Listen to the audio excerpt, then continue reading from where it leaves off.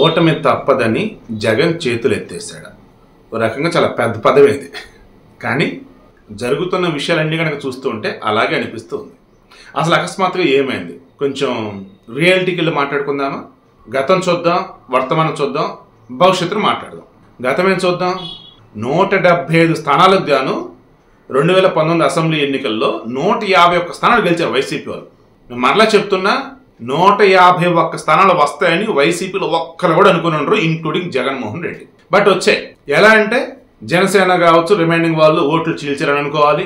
లేదు అన్నప్పుడు ఒక్క ఛాన్స్ జగన్కి ఇద్దామని చెప్పి జనాలు అనుకుని ఉండాలి. మొత్తానికి ఎలాగో ఓ రకంగా సుడి వాళ్ళకి కలిసి వచ్చింది. ఆ తర్వాత టీడీపీ నుంచి గెలిచిన నలుగురు కూడా వైసీపీ స్టాండ్ తీసుకున్నారు. అందులో మద్దాలగిరి, వల్లభనేని వంశీ, కర్ణం బలరాము, ఐ థింక్ వాసుపల్లి గణేష్ అనుకుంటా, వైజాగ్ అతను. సో వీళ్ళు ఆ తర్వాత ఏమైంది?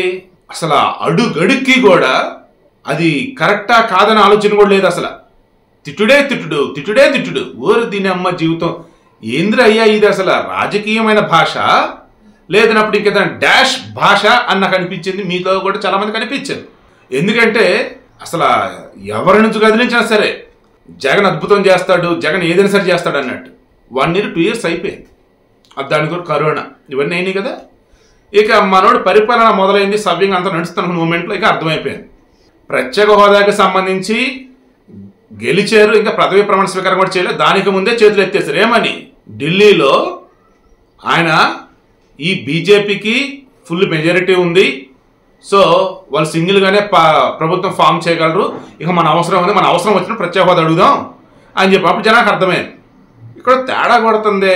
కేంద్రం మెడల వంచి తీసుకొస్తాడు ప్రత్యేక హోదా, ఇప్పుడు ఏంటి అప్పుడు ఇలా మాట్లాడతాడని చెప్పేసి అనుకున్నారు. ఇక ఆ తర్వాత కారణి హడావుడి అంత ఉంది కదా. ఇంకా ఆ తర్వాత అన్ని సెట్ అవుతున్న మూమెంట్లో మాట్లాడితే బటన్ నొక్కి డబ్బులు వేయటం కదా తప్ప ఒక కొత్త ప్రాజెక్టు లేదు. ఉన్న వాటిని రివర్స్ ట్రెండింగ్ అని చెప్పేసి అక్కడే ఉంచేటాలు, లేదా అడదడ్డంగా ఉంచేటాలు. సాగునీటి ప్రాజెక్టుల విషయంలో వచ్చేసి ఆయన గతంలో చెప్పింది జరుగుతుంది ఏంటారు బాబు అంటే చివరిగా మరమ్మతులు కూడా చేయకుండా గేట్లు కొట్టుకుపోయినాయి. ఇక జనాలకి నెమ్మదిగా అర్థమవుతుంది. ఒక్క ఛాన్స్, ఇక లాస్ట్ ఛాన్స్ అనుకుంటే ఈ మనిషికి కరెక్ట్ కాదు, రాంగ్ పర్సన్ ఎన్నుకున్నామని చెప్పేసి అనుకున్నారు. వైఎస్ రాజశేఖర రెడ్డి వేరు, ఈ కుర్రోడు వేరు అని చెప్పేసి అనుకున్నారు. ఈలోపు షర్మిలేమో తెలంగాణకు వెళ్ళింది, వైఎస్ రెడ్డి పైన పార్టీ పెట్టింది. అక్కడ ఆమె ఏవైతే అంశాలు లేవనెత్తుతుందో అవన్నీ కూడా ఏపీ కనెక్ట్ అవుతా ఉన్నాయి. ఒక నిరుద్యోగుల సమస్య గురించి ప్రస్తావించిన, నోటిఫికేషన్ సంబంధించి ప్రస్తావించిన, ఉద్యోగుల శాలరీలు ప్రస్తావించిన, పిఎస్ సంబంధించి ప్రస్తావించిన, అన్ని కూడా ఇక్కడ ఏపీలో ఇంకా దారుణంగా కనెక్ట్ అవుతుంది. అప్పుడు ఇంకొంతమంది జనాలు రియలైజ్ అయ్యి ఉన్నారు, కరెక్ట్ కాదయ్యా ఈ జగన్ రెడ్డి మన అనవసరం గెలిపించామని చెప్పేసి. ఇక నెమ్మదిగా పవన్ కళ్యాణ్ కూడా హింట్ ఇచ్చాడు. ఏమని?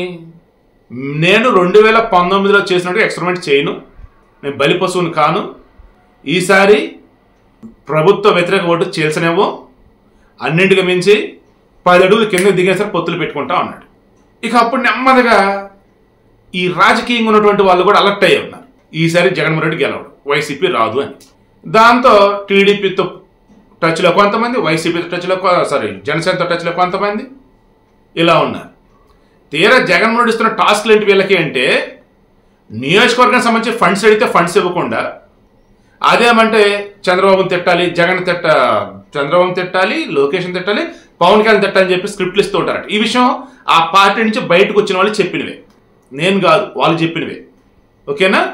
ఇక ఆ తర్వాత ఇంక ఈలోపు ఇలాగ బటన్ నొక్కుతూ ఉన్నారు, అప్పులు కుప్పలు పెరుగుతూ ఉన్నాయి, ఉద్యోగుల శాలరీలు లేవు, సిపిఎస్ రద్దు అన్నారు, అది చేయలేదు, రద్దు చేసిన సరే ఓపీఎస్ కూడా జీపీఎస్ అన్నారు, జాబ్ కార్డు అన్నారు, అది లేదు, మద్య పరిషత్ అన్నారు, అది లేదు, మెగా డిఎస్ అని చెప్పి దగా డిఎస్ లాంటిది ఇచ్చున్నారని అంటున్నారు. ఇక ఇటువంటివన్నీ చూశాక అబ్బో కష్టమై వైసీపీలు అంటే అనుకున్నారు. ఈ కొంతమంది టీడీపీ సైడ్, కొంతమంది జనసేన సైడ్, కొంతమంది కాంగ్రెస్ సైడ్ వెళ్తూ ఉన్నారు. ఈలోపు ఎన్నికల వాతావరణం మొదలైపోయింది. ఇక మన జగన్మోహన్ రెడ్డి గారు సింహం సింగిల్గా వచ్చింది అన్నట్టుగా పులి ఎంతైనా మా అన్న పులి అని చెప్పేసి వైసీపీ అంటారు కదా, అందుకని ఏం చేశాడు ఆయన? ఈ పులిని చూసే ఓట్లేని అనుకున్నాడో మరి ఏమో కానీ ఆయా నియోజకవర్గాలు సిట్టింగ్లు కూడా మార్చి అటు ఇటు అన్నారు. జనసేన వాళ్ళు టీడీపీలు ఎవరు అంటారు, ఇవి జగన్మోహన్ రెడ్డి పబ్జీ గేమ్ సమేత వీడియో గేమ్ మీద ఆడుతాడు, ఆ గేమ్లో కానీ అటు ఇటు బటన్లు నొక్కుతున్నాడు, అటు ఇటు మారుస్తున్నట్టుగా ఈ ఇన్ఛార్జీలు అటు ఇటు మారుస్తూ ఉన్నారు. ఇక అసలు ఎందుకు మారుస్తున్నాడు ఏంటనేది కూడా ఎవరికి అర్థం కావట్లేదు. చివరికి తేలింది ఏంటంటే, బయటకు వచ్చినటువంటి వైసీపీ ఎంపీ లావు శ్రీకృష్ణదేవరాయని అతను చెప్తున్నాడు ఇప్పుడు ఏమని, నర్సరావుపేటలోనే పోటీ చేస్తే గెలుస్తాను, మీరే వేడే చోట పోటీ చేయమని, పోటీ చేస్తే ఓడిపోతుంటే ఓడిపోతే ఓడిపోని ఏం పర్లేదు పోటీ చేయి, అతను రాజ్యసభ సీట్ ఇస్తాను, నాకెందుకంటే రాజ్యసభలో ఇక్కడ గెలుస్తారు కానీ నర్సాపేట అంటే కాదు, నేను చెప్పించుకోవడం పోటీ చేయి అంటే కన్ఫ్యూజన్. ఎక్కడో నెల్లూరులో ఎమ్మెల్యేగా ఉన్నటువంటి తీసుకొచ్చి ఈ నర్సాపేట ఎంపీగా అనిల్ కుమార్ యాదవ్ని పోటీ చేపిస్తున్నారు. అదేమంటే అక్కడ లోకల్గా ఉన్నటువంటి ఎమ్మెల్యే ఐ థింక్ కాసు మహేష్ రెడ్డి అతను వచ్చి అంటాడు గొర్రెల కాపరి కొడుకు ఇతను, సో మా ప్రభుత్వం మా అన్న జగన్ అనుకుంటే వాళ్ళకి టికెట్లు ఇస్తాడు, సో ప్రజలు గెలిపిస్తారా అంటారు. అసలు ఏం మాట్లాడుతుంటే కూడా అర్థం కాదు. తర్వాత రీసెంట్గా నెల్లూరుకి సంబంధించి ఒకసారి మీరు చెక్ చేయండి. ఒకనొక సమయంలో వైసీపీ కంచుకోట్లా ఉంది నెల్లూరు, అంతా కూడా నెల్లూరు పెద్దారెడ్డిలే. ఇప్పుడు చూస్తే ఆ నెల్లూరు పెద్దారెడ్డిలో ఉన్నటువంటి వాళ్ళు ఎవరైతే ఉంటారో పేరుగా వాళ్ళు ఇప్పుడు ఎవరు వైసీపీ ఉన్నట్టు నాకైతే లేదు. ఎంపీ టీడీపీ స్టాండ్ తీసుకున్నారు, ఎమ్మెల్యే టీడీపీ స్టాండ్ తీసుకున్నారు. అందుకని ఇప్పుడు అక్కడ ఎంపీ క్యాండిడేట్ ఎవరు ఏంటంటే ఈ ఢిల్లీ లిక్కర్ స్కామ్ అని చెప్పేసి ఆ కేసులో పేరు వినపడింది శరత్చంద్రారెడ్డి అని, మన విజయసాయి రెడ్డి వాళ్ళ అల్లుడు వాళ్ళ అన్న తమ్ముడో ఉన్నారు, ఆయన పేరు వినిపిస్తా ఉంది. మేబీ ఈ వీడియో వచ్చే సమయానికి ఆయన పేరు అనౌన్స్ కూడా చేస్తారేమో. ఆ తర్వాత కొన్ని నియోజకవర్గాలు చూస్తే ఊహించిన విధంగా అసలు వైసీపీలో ఉన్నారా లేదన్న డౌట్ వచ్చే క్యాండిడేట్లు అక్కడ ఇన్ఛార్జ్గా నియమిస్తా ఉన్నారు, సమన్వయకర్తలుగా నియమిస్తుంది. దాంతో జనానికి పిచ్చెక్కిపోతుంది. అసలు జగన్మోహన్ రెడ్డి ఓడిపోతాడని చెప్పేసి ఆయనకు అర్థమైపోయి ఎవరిని పెడితే వాళ్ళకి టికెట్లు ఇస్తున్నాడా లేదు అన్నప్పుడు టీడీపీ జనసేన అండ్ బీజేపీ కలుస్తున్నారు. ఇక ఇటువంటి మూమెంట్లో ఈ ఎన్నిక కాదు మనం వచ్చే ఎన్నికన్నా చూసుకోవాలని చెప్పేసి కొంచెం డబ్బు బలంగా ఉన్నటువంటి వాళ్ళు ఇక్కడ నించో పెడుతున్నారు అనేది వాళ్ళకి అర్థం కావట్లేదు.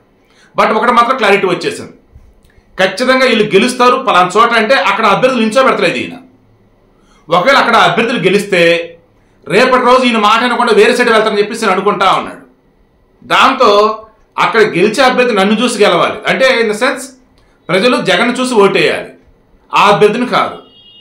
అప్పుడు అతను ఈయన చెప్పిన మాట ఏంటని చెప్పేసి అనుకునే భ్రమంలో ఉంటూ ఉన్నాడు.